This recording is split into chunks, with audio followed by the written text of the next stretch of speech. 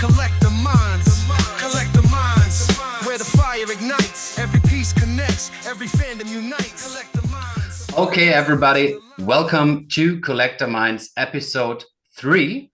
Today we have probably one of the most exciting and biggest Disney fans here with us, Veve Magic. Welcome. Hello. Thank you for having me. No worries. I mean, we will definitely have a really nice conversation the next hour, maybe hour and a half, and dive deep into all stuff Disney. I can't wait for that. And to start this thing off, my first question would be, how did you get into Disney? So why Disney? So I don't know. I grew up near Disneyland. I'm like an hour and a half with no traffic. And so I went a few times as a kid, because that's, if you live in California, it's like kind of you have to. Yeah. And then I went more during high school and college and just really loved it. But when I took my son, I took him first when he was like 3 months old. And anybody that has a kid knows that that's not exactly fun, because it's a lot of work. I can't imagine. Yeah, I can't imagine. It's a lot of work, but I still really loved it. And you know, it was a different experience. Does he loved it too? I mean, with 3 months old, I mean, right. Yeah. And he probably slept most of the time, but and then I took him again, actually with Silicon Secure's wife. He was 9 months old, and I just, at that age, I feel like kids are curious and really receptive. They don't really necessarily know to be scared. They're just really in awe. And just watching him experience, because there's a lot of rides that little babies can still go on, and getting him to see and experience all of that, and like basically living Disney through his eyes and his joy. Yeah. I was like, oh man, this is like now home. Like, this is my second home. So I got annual passes, and then I started taking him probably like every other week while he was, before school age, and just fell in love with it. So for the fun for both of you, right? And for me, it's really like such an escape. Like, I truly just get to like forget everything else that's going on in the world when I'm there, and it's just your real life problems sort of melt away for that moment in time. I mean, a perfect example is I just got back from being there, and it's during a really horrific time in our state right now with the really, really bad wildfire. Definitely. And so, of course, I was like worried about what's going on here, but my power was out for 2 days. And so I had a place where I could go and just, you know what, there's nothing I can do. I'm not there. So let's just hope and pray that everything works out. But I might as well enjoy myself since I'm not in immediate danger. So it was good timing. Very unfortunate situation. I get that. I mean, it's probably one of the best ways to like just step back a little from those problems, right? But it sounds like that you were kind of older when you, like, I would say, like, when the glow came back to Disney for you because of your son. So in the meantime, like from the age of a little child, where you went a couple of times with your parents, and then like the teenage years and stuff, that was not like your biggest fandom for Disney in this time period. Right. I mean, I've always been a fan. I loved all the movies that I grew up with, and I would have certain ones that I'd watch on repeat. So I always did have fandom, but in terms of like, it escalated. Okay. It accelerated since you've gone with your kid. Yeah, exactly. Yeah. Okay. So you talked you said about the films. I would like to know, is there one Disney moment, I guess maybe even the moment with your son the first or second time, that like really is the Disney moment for you? Is it a film, merch, a park visit, whatever? Yeah, I think there's it's hard for me to pick just one. I think there's several. certainly that memory with him is like a core memory Yeah. for me. There was another one with this show that he and I both really loved, an interactive show with cast members, and um, they got familiar. We went so often that they got Okay, familiar. they were like, "Ah, hi, those guys again, Yeah, right?" Okay, and okay. they took us backstage one day so he could meet Oh, this okay. character and have a one-on-one experience, and Yeah. that's the kind of stuff that I think makes Who was Disney more so excited, him or you, in this moment? oh gosh. Hard to say, right? Yeah, I think initially me for sure, but he didn't at the time know what was going on. And as soon Yeah, as he went back there, it was this car character from Cars. And yeah. as soon as he saw him, he went and like hugged the car. It was Okay. so cute. So he definitely like got really excited about that. And then I have to say, the couple of times that I've gone with Vivi community to the parks has just been really, really special for me and like Yeah. a personal thing for me because everybody knows that I'm such a huge fan, and to be able to like You were like share kind that, of their tour guide, right? yeah, and to be able like to have them experience it with me and Mm. sort of get some of the same feelings. There was people that had never been before, and so to like Real, it, probably really bonding. yeah, it was Yeah, those are amazing, amazing memories. yeah, So that's yeah. up there too. Okay, great. Now that sounds great. Maybe one day, me and my girlfriend can come over and we go to Disneyland then with the three of us. I would love to do that. I've never Yeah, been let to me one. know. I was never been to one of these parks, so I can't really relate to this passion because I've never experienced it myself. Right. But Yeah. in terms of Disney, like what are like the main values of those Disney series and movies and songs and all that that you can resonate with? What resonates the most with you out of all that Disney storytelling? Um, I think probably one of the biggest takeaways of most of the films is to dream big, and that anything you dream you can achieve if you work hard and really go after what it is that you want. And I like that most stories have something like that relating Mhm. to that. I think that's very valuable because dreaming is very healthy. Of course you can't just Now expect you have it to to happen. execute on it. Right, Yeah. but it's just giving people that sense of hope, Mhm. uh, knowing that you can do whatever you set your mind to. I think is one of my strongest feelings of what I love about the films. Yeah, okay. And in terms of the films, do you like how old are you by the way, if you want to tell? If you Um, if you have you don't have to. But it's fine. yeah. Okay, but do you resonate more with the like older films from your childhood or with the newer ones because you can experience them together with your son? Or I mean, Both. yeah, okay, yeah, probably you enjoy Yeah, both. I mean, I love the classics that I watched, Little Mermaid, Beauty and the Beast, Lion King. Those are all amazing, but I love watching the newer ones with them too, and seeing new takes on storytelling. I love the Pixar films. Um, and I love seeing how much further that Disney has gotten with animation. yeah. And a lot of them are just amazing films. So yeah, I like both. It's hard to pick. Yeah, okay, okay. But we talked about like the big movies. Everyone or everybody knows. I mean, Lion King, Mermaid, Beauty and the Beast. Everybody knows those movies.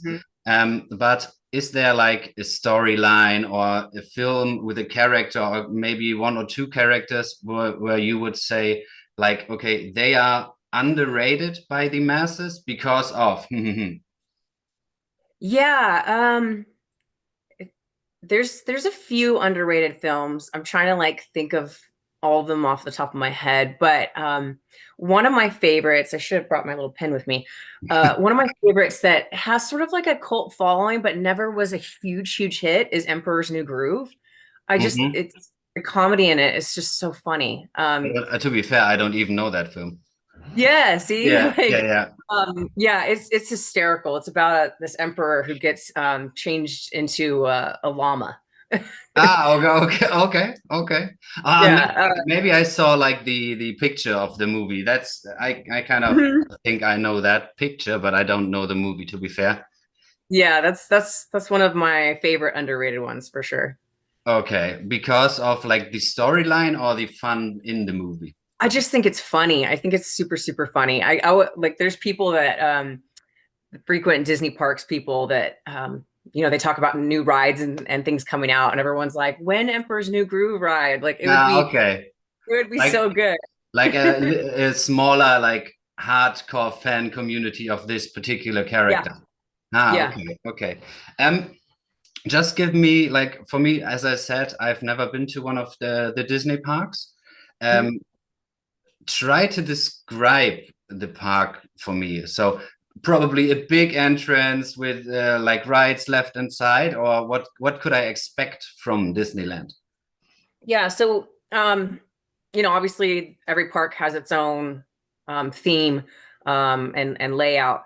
The interesting thing about the design of, I think, all of the parks is they have a center hub, Hmm. and all the different lands go off to the side, and they wanted it to make it that way so that it was like easy to navigate, Yeah, basically. yeah, So okay. yeah, so when you walk in here in California, you walk into a lawn on a hill that has Mickey silhouette out of flowers, and right Hmm. above it is the train station. And Walt Disney was a massive fan of trains. And then there's tunnels that go on either side of this big wall. There's two tunnels, and you go through either one, and you come out to like the first sort of hub, and you see all of Main Street. So it's all the shops. Hmm. Yeah, most people are familiar with like that idea. And then all the way down at the end of Main Street is the castle, and Okay. then the And lands. left and right are like all the different themed worlds and stuff. Yeah, so you don't even like see a ride until you get basically past to the main hub where the partner statue is. Ah, Then okay, you'll see the okay. rides. So you Yeah, walk all the way down Main Street, and there's no rides until you get to the partner statue, and then you yeah, can see them on the yeah. sides. Ah, okay, okay, cool. Um, I mean, the main street, as you said, there are a lot of shops, right? Mhm, And mhm. they sell a lot of merch, probably. Oh yes. Can we talk a little bit about Disney merch? Because last year, I don't know where you've been on what channel, but you talked about like a popcorn cup or something like that. Like, and Mhm. you said it's how much dollars, huh? And I was like, oh my God, so much money for this particular like popcorn bucket Mhm. because so many people love the brand so much. So I would love to give that you give us some insight into the merch. Yeah. Oh my gosh, it's almost like anything and everything you could think of. I just got a new phone case this Okay. last visit. It's the night before Christmas. They have phone Yeah. cases. Um, there's all kinds of jewelry, clothing, obviously, plush animals, ornaments. I collect ornaments, Well, mugs. I collect what are ornaments like? tree ornaments for a Christmas tree. Ah, oh, okay, yeah, yeah, okay. Yeah. I mean, they have a whole shop of just different ornaments, and they go like your favorite movies or different Mickey silhouettes with things inside them. Some are like super heavy. I mean, thousands, Okay. thousands of different Uh, ornaments. and Um, are there some like limited mhm. limited merchandise stuff? Because Yeah. otherwise it wouldn't make sense that those pieces will be worth so much money if like everybody could buy them, right? Yeah, yeah, there's definitely art. They have limited art pieces. There's tons of Disney artists. Mm. Uh, there's pins, obviously. Yeah. There's limited edition. Some of them are not limited edition, others are. This last visit, I had a friend that was asking if I could find this one pin that she wants. That I think there's only like 1,500 editions of Oh, that, okay. which Okay. pin collectors are Yeah, crazy, crazy in fans. 1500 in the world or in like this particular Disney park? No, in total. Oh, okay. Okay. Yeah. Yeah, that's Yeah. not a lot. Yeah. So some pins resell for a lot of money Mm, online. yeah. Yeah. And then yeah, there's the popcorn buckets. Gosh, it's just like you name it, they have it. But Yeah, okay. So they so have everything they in do merch. yeah, they have like a crystal shop where there's Swarovski statues and Mhm. things. There's like one of the castle, and I forget how much it is. I want to say it was like $250,000 or something like that. That's obviously going to be a limited piece. Yeah, I hope so. I hope so. Yeah. Yeah, I have a relative that collects some of those. She has like a Beauty and the Beast. They're in like their dancing pose, and Yeah, it's yeah. beautiful. It's just crystals all over it. Okay. So yeah. And what would be like your favorite piece you got? I mean, you must have one favorite piece. Yeah, it's really hard to decide. This I did not get at the parks, but that is my most Yeah, we have to treasured. talk about this after this answer because I heard you talk about it like 1.5, 2 years ago, but I just can't remember what you told us. Yeah, so that's my favorite. That didn't come from the parks. That came from Las Vegas, Mhm. a collectible shop. Um, oh man, it's hard. I don't know what my favorite piece is. I have some like Club 33 things that I've gotten that are special to me. Mhm. Um, and I have some statues. I have a partner statue that I bought. Actually, I have two. I have a platinum one and then like a bronze one. No, okay. Like real Those, platinum and real bronze. Oh, okay. Real no, platinum. just the Okay. color, the Yeah, color. yeah, Mhm. okay. The look of Yeah, I actually it. got the bronze one I got at D23. They were Oh, selling okay. that as exclusive there. Yeah. Um, there's probably something that I really is my favorite, and I just can't think of it right now. But yes, I've collected a lot of things over the years, so it's like hard to even keep And in my and mind like what all I and have. where do you store all that stuff in your home, or do you like have like I one room just full of Disney stuff, or like your whole it's home? it's kind of everywhere. I Okay. have some in my office. I store most of my popcorn buckets in my daughter's room. Um, and then I have a lot of stuff that's like still in its boxes because Hmm. I have run out of space. I have no Yeah. more space left. I'm actually in the process of building a storage shed in my backyard so that I can Just for the move. Disney stuff. Yeah, Yeah. basically. Okay. Yeah. Yeah. Why not? I mean, the fandom is obviously real, right? Yep. Um, before we go to the art piece in the back, so Vivi just yeah, you don't have the problem with storage with Vivi. Are you still active on there collecting?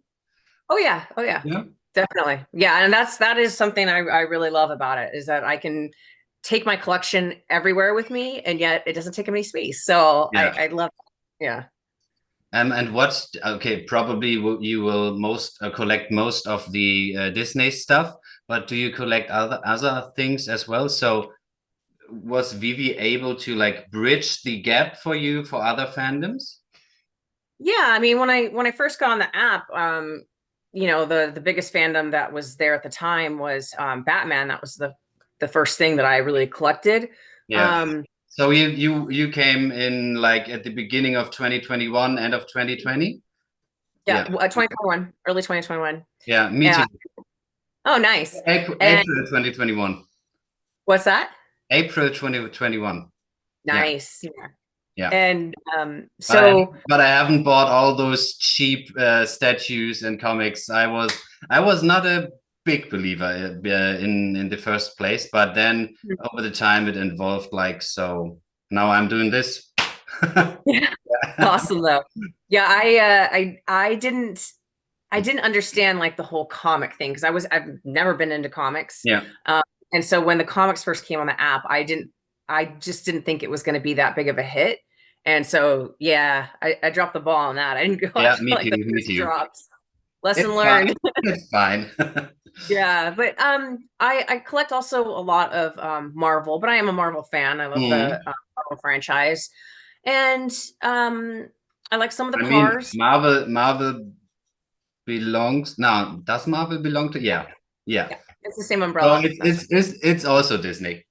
Yeah, yeah. Kind of. But I mean, so that's mainly what I collect. I do have a lot of other stuff, but I've been more focused more recently now that there's just so much. I can't buy everything, Yeah, right? I mean, So all of us I ran out of money, to be fair. yeah, Yeah, yeah. So I'd stay definitely. pretty focused now on the Disney stuff.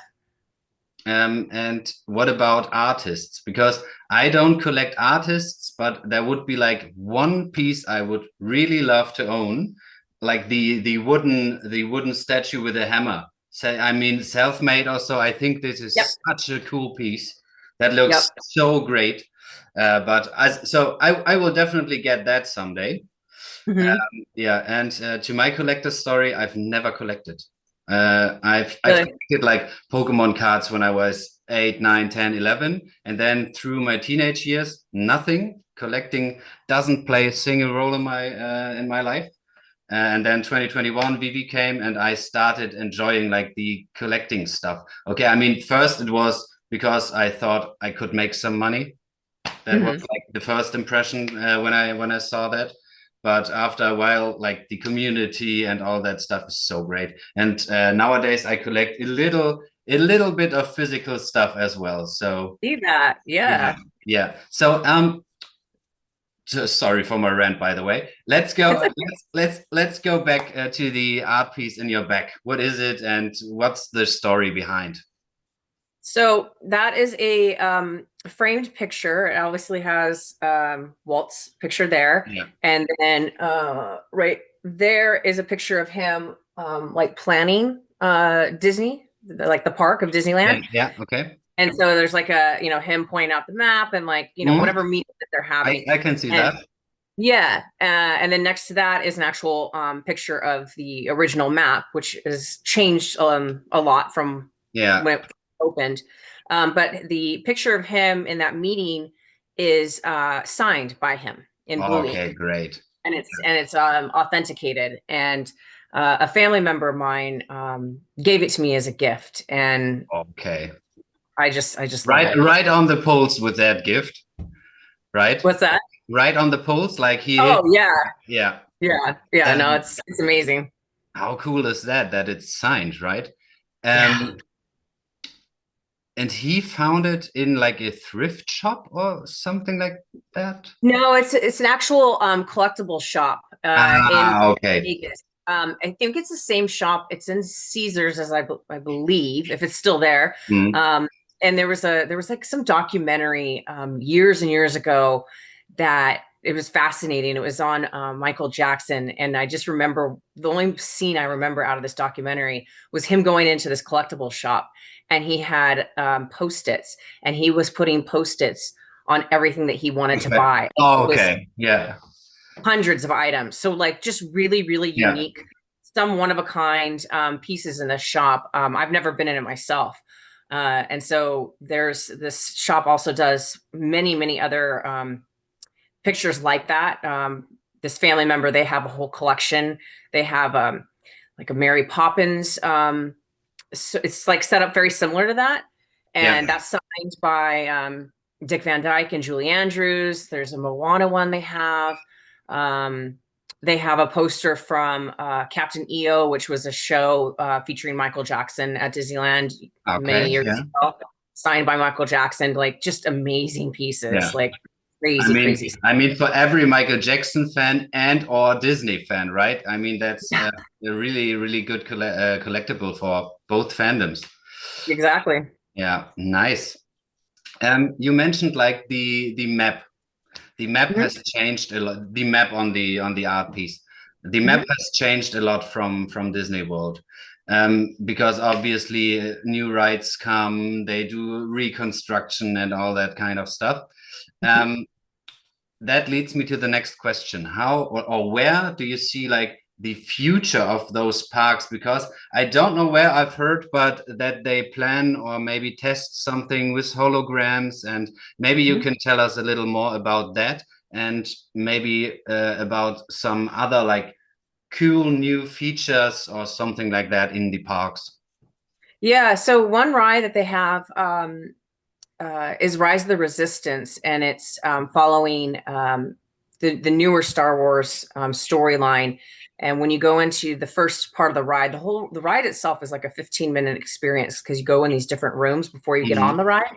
And the first one, BB-8 comes out and he opens a transmission from Ray, and so there's like a hologram of Ray, and she's speaking to us as if we're going to be helping her on this mission. So let me jump in real quick. Is this hologram like there is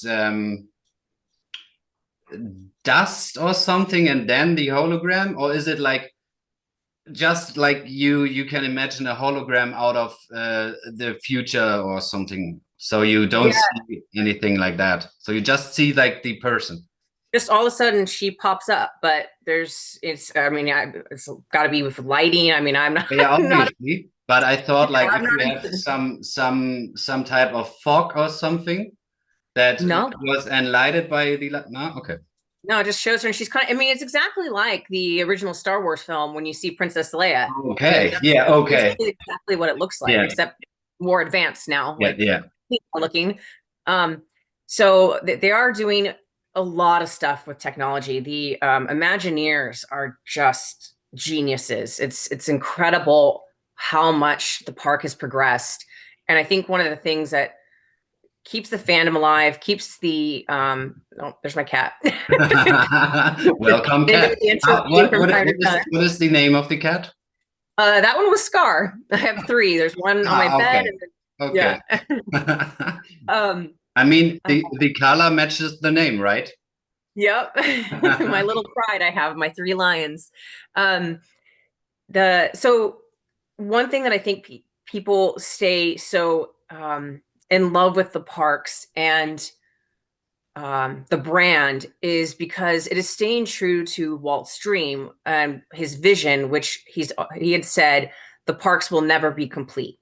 Like there will be always something new, innovative, changes, like it's going to be ever evolving. And I mean, I've seen that over all the years that I've been going to the parks. I remember the first time I went, there was like a petting zoo, and like a little farm and stuff. And now there's a ride there where that once was. So it's, and some of these rides, the technology is just crazy. You now have trackless rides where it's like, I believe it's like magnets underground. And in Florida, they invented an Omni coaster, and it's a brand new type of roller coaster that it's all connected, like you would see a typical roller coaster, but each car, so like, 2 people sit, each car moves independently from the other ones. Okay. It's instead of like staying like linked. Yeah. Okay, I got it. So it's really impressive what they're doing. So it's hard to say, the vision that they have, and it goes, probably a decade out. I know here they're going to build 1 or 2 new parks that are supposed to be done by, I think 2028, or maybe it's longer. But yeah, they're always building something. By the way, how many parks are there? Do you know? Probably roundabout is fine for me. 6 or 7. There's 2 in the United States. There's 1 in France. Yeah. There are 2 in China and 1 in Japan. So I believe it's 6. Yeah. Okay. Have you been to all of them? Gosh, I wish. My goal is to try to get to Tokyo this year. We'll see if it happens. Yeah. But I've been to California, Florida, and France. But I've never been. Which one was like the best park? Because I think all of them have like their own energy and their own specialities and stuff. But to be honest, one would be the one you like the most, right? Yeah, I mean, everyone likes to cook me on this, but I always say that Disneyland is the best because obviously it's the one that I fell in love with.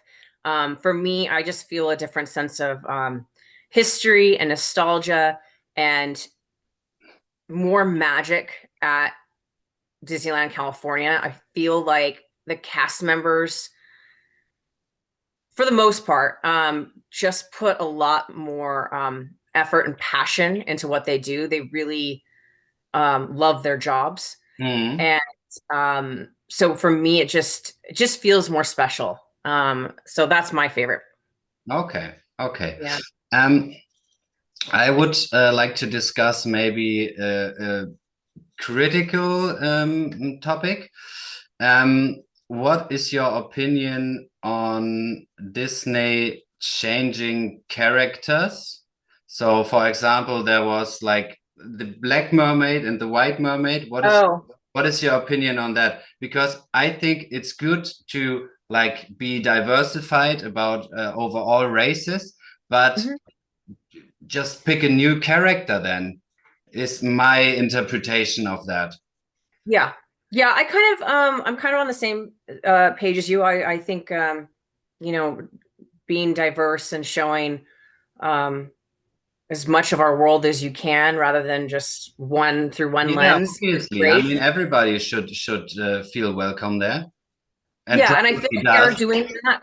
I feel like they are doing that a lot more with you know, we've had Coco, which, you know, went deep into Hispanic culture, as did Encanto. Um, there's another one that came out, but I'm forgetting it. But yeah, I'd like to see. I personally don't really love the remakes as it is because it's like don't try to fix what's not broken. And Yeah, so yeah, I'd rather see more new stories and just more creativity. And I think that's why I'm really drawn to Pixar too, is they're all like really, really fresh stories. They haven't been around long enough to do all the you know, remakes, but I like that they are just really creative with coming up with entertaining stories. And so I'd like to see Disney do a little bit more of that. Like I want new Disney films that my kids can fall in love with that become um, you know, classics for them.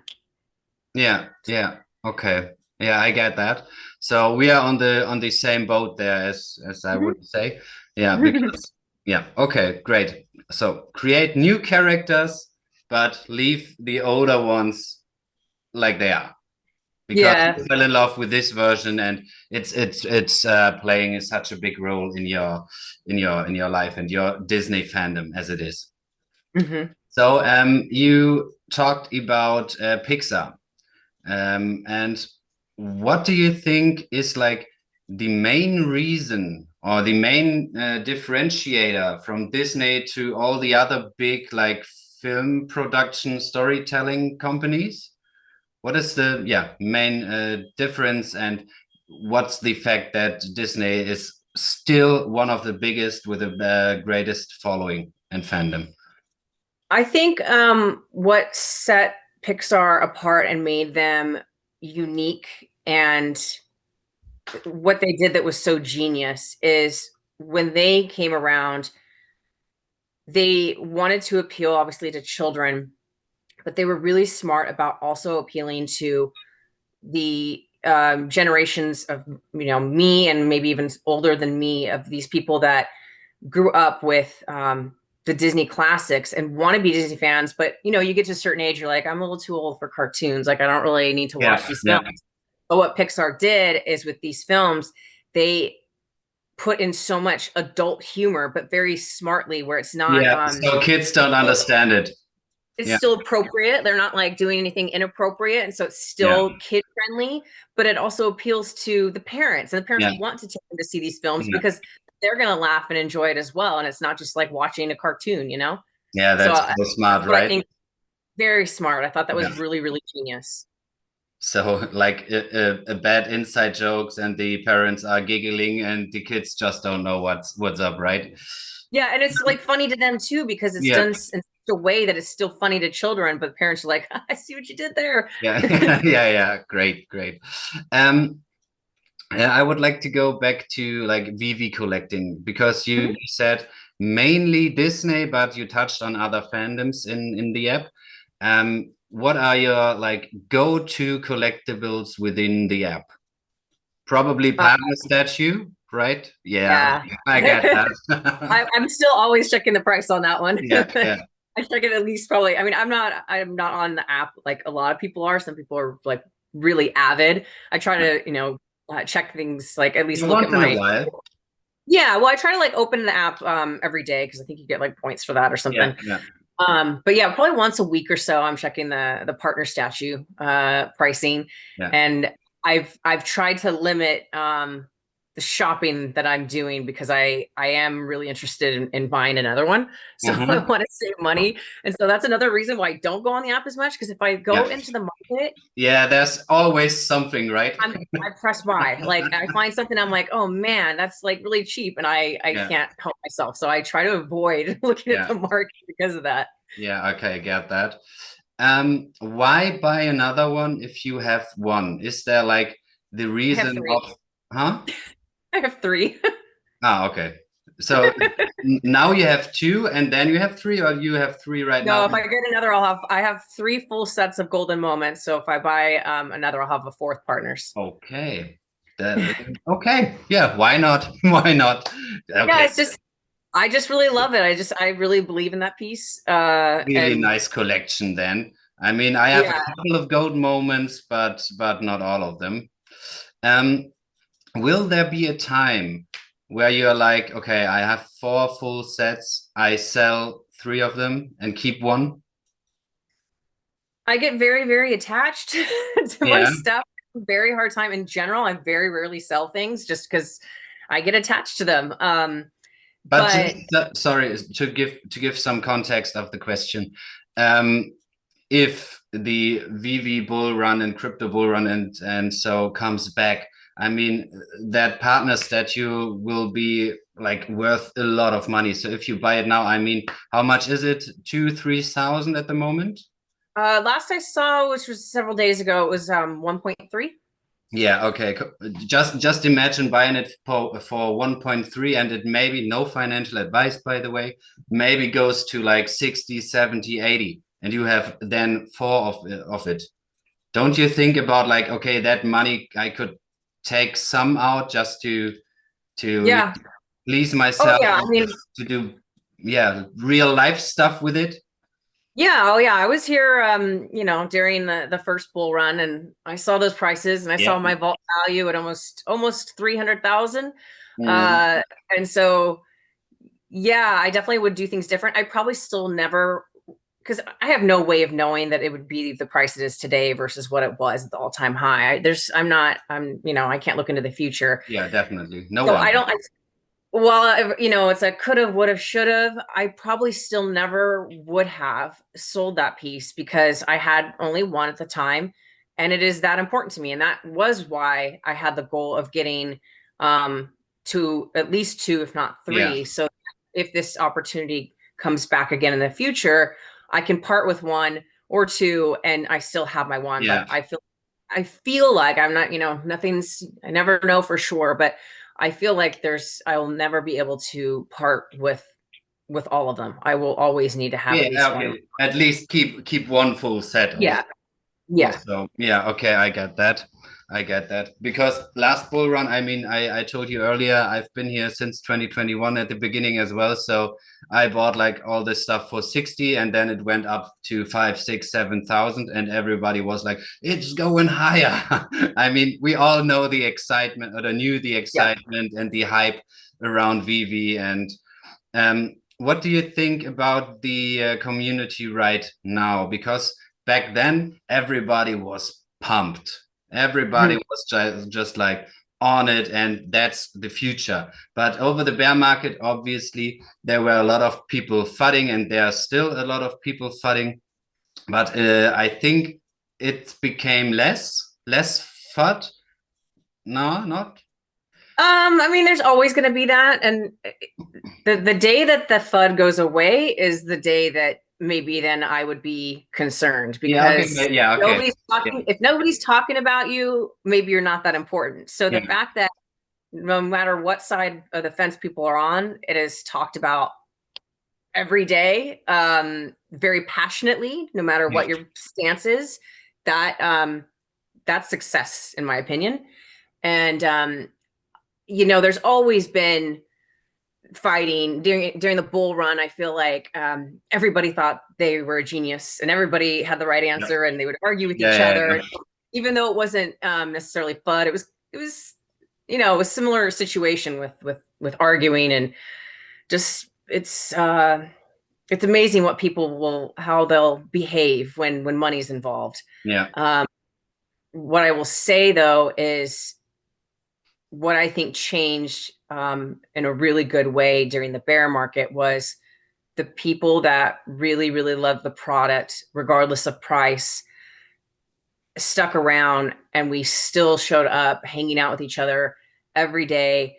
And that's when the community building really, really took off. Yeah. And now I feel like as a community and as you know, fellow fans and collectors, we are stronger than ever because we've endured, you know, the bear market and losing money, and we still are, you know, seeing each other online every day. We're meeting in person. We're having events, and I think that's been one of my biggest takeaways in the last nearly 4 years is just, it's incredible what people can do when they come together over a shared passion. Yeah, definitely. I mean, the community is really awesome, to be fair. I haven't been involved like that much the last years. I was like kind of more a quiet observer.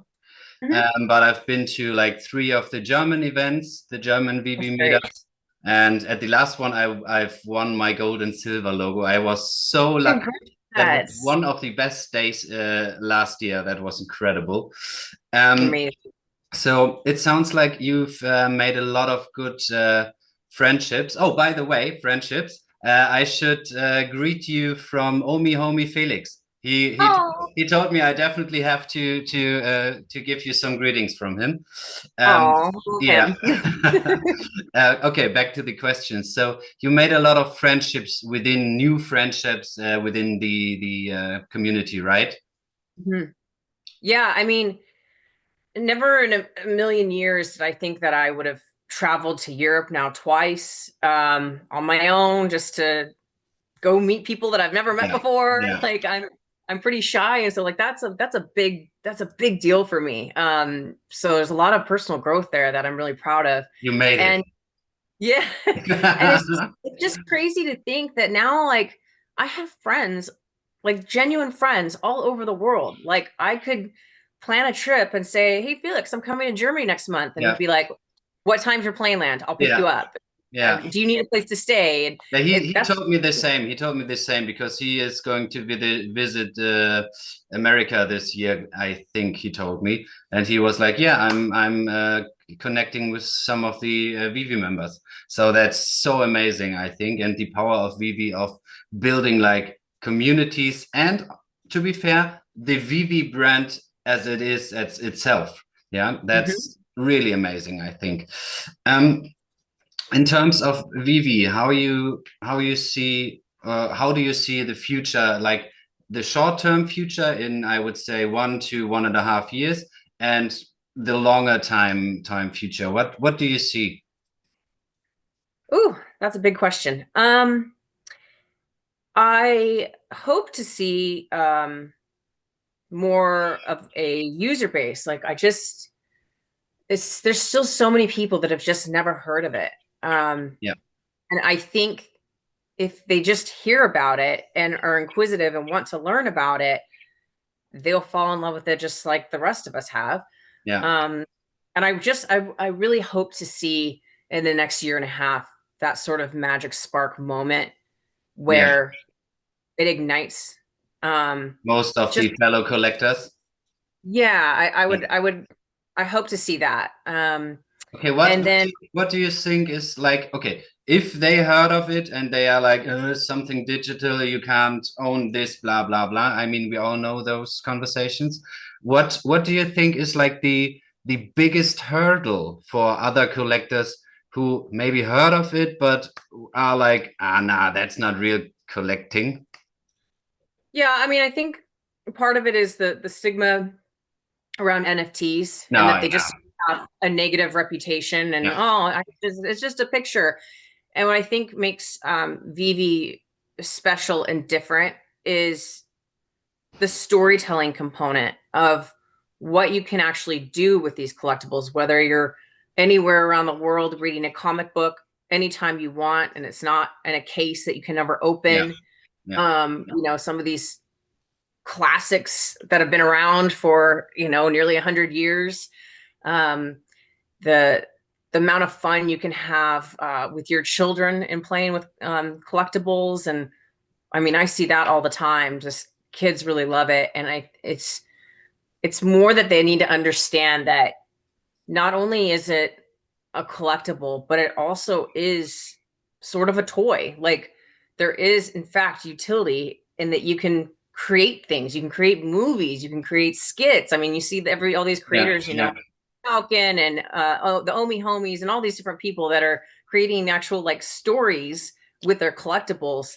And I think if we can get people to understand that, embrace that, and that this is almost like a game of things that you can do. Like roadblocks, honestly. Exactly. Yeah. I mean, the graphics on Roblox is so bad, and so many people love it, especially for those graphics. Yeah, I know. And I think that's a big piece of it. And also, you know, longer term, I'm really hopeful and would like to see that get elevated to the next level with the Veveverse, and that people want to spend time. Do you have some insight into the Veveverse? So do you have like I don't know how to call it right now. Like access. I have access to it. Yeah, right. Yeah. I got in I think maybe the second wave or something like that. I was a beta tester. To be fair, I have spent very, very little time in there. I did get in and many months ago, and Tails like helped me build some things. It's for me, it's just a little, I'm not a gamer. So I'd rather be doing stuff with the collectibles and AR than building a world. I have seen other people. That's great. I mean, Veve offers both options, right?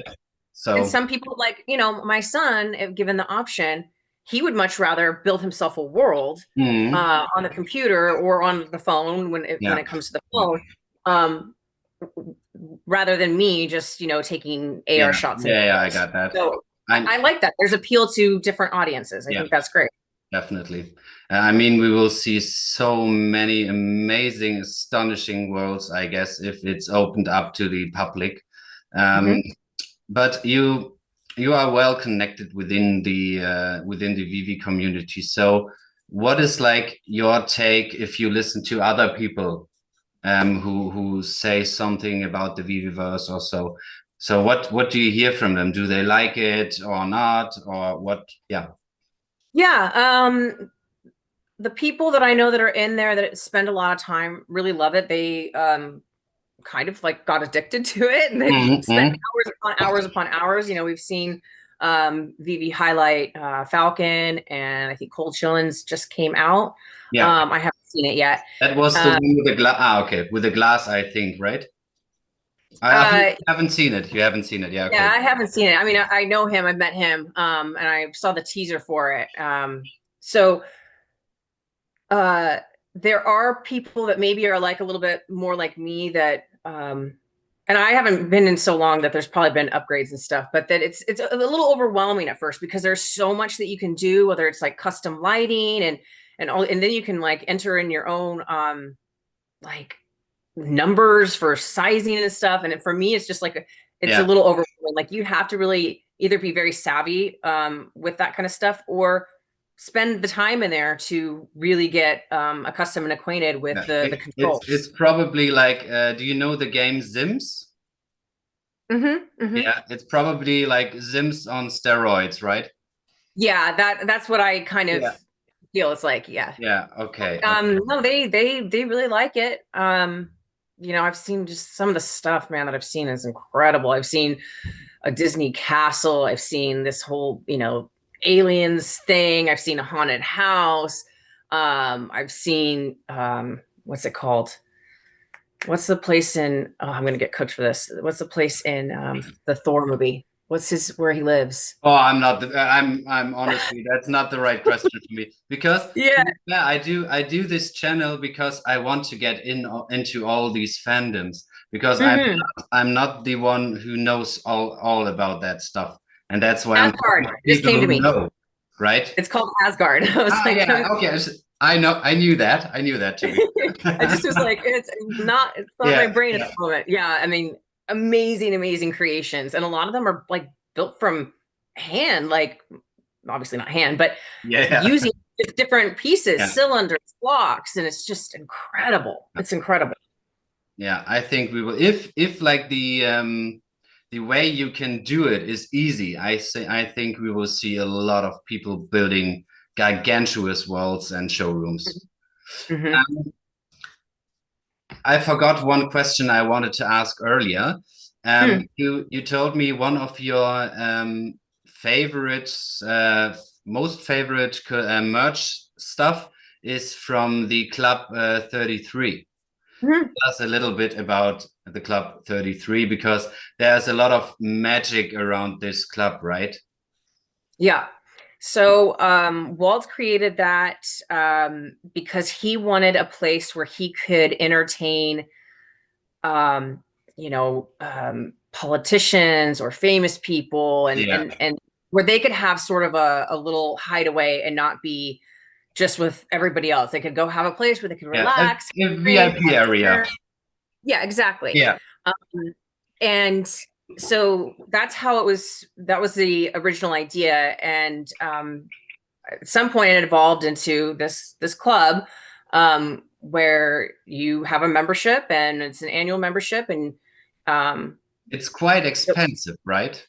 it's very expensive. There's rumors about how expensive it is. There was a recent lawsuit with these people that were actually kicked out of the club. There's very strict rules, Okay. and So no they one really knows how much it is. they do, but it's sort of like Fight Club, like you're not supposed to talk about it, kind of Okay, thing. okay, okay. Yeah, okay, got it. Yeah, and there's a business membership, and there's also just a private membership, and I think the pricing is different for those. I'm not really 100% sure, but yeah, you have your membership, you pay it annually, and you have access anytime you want to go there. And in California, there's a lounge and there's their restaurant and like dining room. And then on the other park, there's an also similar setup. But the other one is called 1901. It's more of a lounge vibe. What does it or what's special about the club and the club rooms? Yeah, what's special about them? Not like the fact that not everybody can come in there. There has to be something else. I mean, the major one is bragging rights, and also the benefits. There are certain things, again, not like supposed to discuss it, but like certain benefits and things you get with your membership. Okay. Each time you go to the park, there's definitely a lot of things. There's private special events, like there might be a ride opening. You might get the first access Ah, to yeah, okay. do Yeah, the ride. So there's a lot of special things that happen there. There's also just in the club itself is historical pieces of nostalgia and pictures and things that you won't see anywhere else. And merch. There's merchandise that you can't. That's the only place you can buy it is if you're yeah. there. So it's Okay, so very so all of this is really limited then. Is there yeah. is there a fixed amount of members that can be in the clubs, or is it like worldwide there can be 2000 Club 33 members, or is it per park? It's so there's a membership here and there's a membership in Florida. Florida has 5 parks, so and is much bigger. Yeah. So they have probably a lot more members than Yeah. over here in California. But if California you have but if you have a membership in one of the parks or countries, you can visit all of the clubs. Oh, okay. You only got the membership for one park or one country or so. Yep. Ah, okay. Yeah. Yeah, Yeah. I'm not sure if you can buy a membership so there's all the parks, but as far as I understand, I Yeah. know the people that have a membership here only have it here. Yeah. Okay. Okay. Have you been to one of the clubs with Yeah, I've been to both 33 and 1901, which is just in the other park in California because we have 2 parks. We have Disneyland and California Adventure. okay, and the 1901 is like the same concept but just different name. Yeah, it's, I mean, it's totally different decor and all that, but it's if like you just want to go to California Adventure for the day and don't feel like going to Club 33, you can go to the, you know, the counterpart in there. So yeah. Got it. Got it. I have one last question, but before I ask this question, I would like to know if you have a topic you would like to talk about where you think like, okay, the listeners have to know this particular thing about Disney. I don't know. I feel like I'm a pretty open book about Disney, so that's a hard question. I don't know what I would say. Yeah, no worries, no worries, it's fine. Then my final last questions. If you would have had the chance to like do a Disney movie or a Disney series or a character or something, something like this, what kind of story would you like to tell? Yeah, that's a hard question for me because I don't view myself as like super creative. But I really love animals, and I love animal films, animal stories, and like I have there's like people who are really into Disney cats and Disney dogs. Yeah. And there's like merchandise specifically, like I have a raincoat that has all Disney dogs all over it, and I have a handbag that has Disney horses. And I love horses. I've ridden horses my whole life. So I would probably want a film about Disney horses and thinking about it, just some sort of like story of you know, this horse with the dream, you know, sort of like think about like the Budweiser horses. I don't know if you've ever seen any of those commercials, but there was this one there's this one Christmas commercial where the Budweiser horses are Clydesdales, and they're all bay, which is brown with white socks and a white blaze. Yeah. And there was this one of this little colt who had the dream that he wanted to be pulling like the wagon. He wanted to become one of these horses. So and like to be fair, your story in the same way as we started this talk, as you said, okay, the story, the big catching thing behind Disney is like, you can do it. If you have a dream, just follow it and go with it. And then you will end up somewhere, but even further than where you started, I guess. So yeah. So you would do like a movie with horses, where the little horse wants to be a grown up, and this horse has some dream and has to work hard to achieve it. Yeah. Really cute. That sounds amazing. Maybe AI will be able to make this happen in the next couple of years. So maybe you will have your own like horse film story or so. We will see. Veve Magic, I really enjoyed this talk. It was a pleasure. Thank you so much. Yeah, any last words from you to the community, or some feedback for me or so? Feedback is I thought you did amazing. Keep at it, please. I love interviews like this, and it was really fun, and I'm thankful that you invited me on your channel. Really, really fun. And to the community, I hope to see everybody this year multiple times and go to multiple events, and you know, just keep being great, keep being there for each other. And it's a great support system for me, and you know, I love the community so much. So I just want to see us keep building and staying strong together through the year. Perfect. That sounds amazing. For everybody out there who is still watching, please think about leaving a like, leaving a comment. Leaving a comment. Comment? Yeah. No. Comment. Great end of this thing. Leave a comment, please. And maybe think about subscribing. Also, let us know what you think about the different topics we discussed. And yeah, guys, I will see you in the next video. Bye. Where the fire ignites, every piece connects, every fandom unites. Collect the minds, where the passion aligns. It's not just the items, it's the stories behind.